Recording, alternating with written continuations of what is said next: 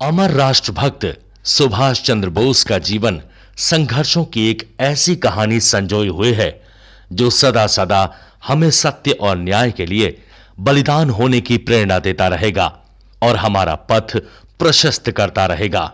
उनकी धीरता, उनकी वीरता और उनके पराक्रम से अंग्रेज केवल विस्मित ही नहीं हो उठे थे, बल्कि उनकी संपूर्ण शक्ति हिल उठी थी। सुभाष चंद्र बोस ने देश के युवा वर्ग को सर्वाधिक प्रभावित किया।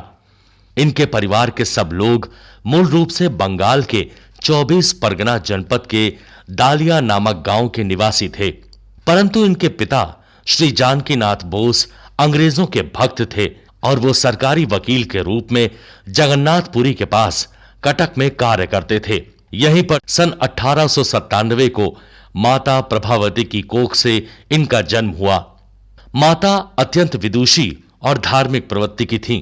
वे श्री रामकृष्ण परमहंस की परम भक्त थीं।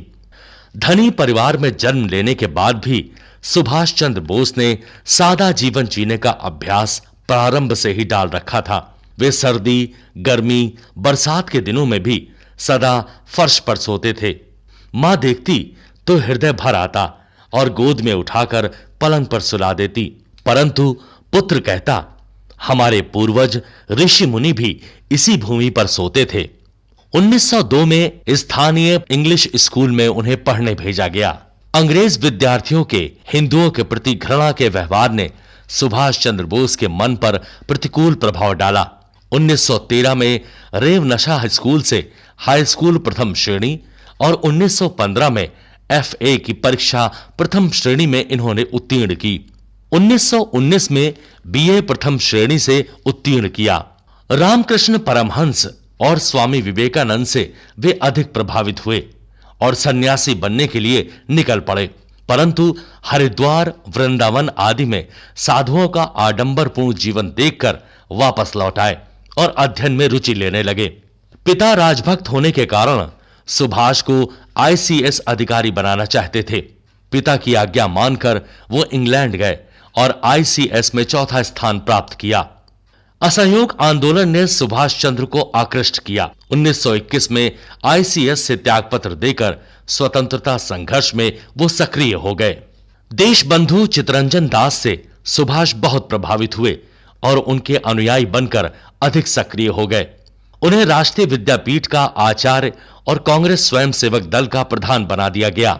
प्रिंस ऑफ वेल्स के स्वागत का सुभाष के संगठन ने बहिष्कार किया और उन्हें 6 मास की सजा हो गई। जेल जाने पर सुभाष चंद्र बोस के मन में अंग्रेजों के प्रति प्रतिक्रिया जागी। जेल से मुक्त होने के बाद उन्होंने अपनी संगठन शक्ति को बढ़ा दिया। देशबंधु जब कलकत्ता के महापौर बने तो उन्होंने सुभाष को चीफ एग्जीक्यूटिव अधिकारी बनाया। अंग्रेजी सरकार के ऑर्डिनेंस के विरोध में 1924 में इन्हें फिर से बंदी बना लिया गया। जेल में गिरते हुए स्वास्थ्य को देखकर 15 मई 1927 को कलकत्ता लाकर इन्हें मुक्त कर दिया गया। 1927 में कलकत्ता में कांग्रेस का अधिवेशन हुआ। इस अवसर पर पंडित मोतीलाल नेहरू का स्वागत बड़े शान से किया गया। इस जुलूस में प्रधान सेनापति के रूप में सुभाष चंद्र बोस आगे आगे चल रहे थे। इस अधिवेशन में पंडित जवाहरलाल नेहरू ने औपनिवेशिक स्वराज्य के स्थान पर पूर्ण स्वराज का संशोधन प्रस्तुत किया, जिसका सुभाष चंद्र बोस ने डटकर समर्थन किया। 26 जनवरी सन 1929 को लाहौर कांग्रेस अधिवेशन के प्रस्ताव के अनुसार देश भर में स्वाधीनता दिवस मनाया गया। इन दिनों सुभाष चंद्र बोस कलकत्ता के मेयर चुने गए। स्वाधीनता दिवस के उपलक्ष्य में निकाले गए जुलूस में सक्रिय होने के कारण सुभाष चंद्र बोस को बंदी बना लिया गया और 17 मार्च 1936 को जेल से मुक्त किया गया। इसके बाद सुभाष चंद्र बोस महात्मा गांधी से मिलकर काम करते रहे। गांधी जी शांत महासागर के समान थे, जबकि सुभाष चंद्र बोस उफनाते ज्वालामुखी के समान। 1939 में कांग्रेस अधिवेशन त्रिपुरा में होना था। इस बार गांधी जी पट्टाभी सीतारमैया का अधिवेशन का अध्यक्ष बनाना चाहते थे। विरोध में नेताजी खड़े हुए और विजयी रहे। तब से गांधी जी से विरोध प्रारंभ हुआ और उन्होंने अपना त्याग पत्र देकर फॉरवर्ड ब्लॉक बनाया। कांग्रेस से उन्हें निकाल दिया गया। इतना होने पर भी गांधी जी के प्रति उनमें आदर भाव था। एक बार उनके मित्र ने पूछा, यदि मातृभूमि स्वतंत्र हो जाए तो देश की बागडोर किसके हाथ में होनी चाहिए? वो बोले, देश का प्रधानमंत्री महात्मा गांधी को बनाना चाहिए। मैं तो सेनापति बनकर मातृभूमि की रक्षा करूंगा। 1940 में जेल से रिहा होने पर उनके घर में ही उन्हें नजरबंद कर दिया गया। द्वितीय विश्व युद्ध का जोर चल रहा था। इस समय जापान की राजधानी टोक्यो में भारतीय सेनानी रास बिहारी बोस ने भारतीय स्वतंत्रता लीग की नींव डाली और अंग्रेजों के विरुद्ध जापान सरकार की सहमति प्राप्त कर ली। नेताजी सुभाष चंद्र बोस ये समाचार सुनकर 1943 में जर्मनी से टोक्यो पहुंचे और आजाद हिंद फौज के सेनापति की कमान संभाली।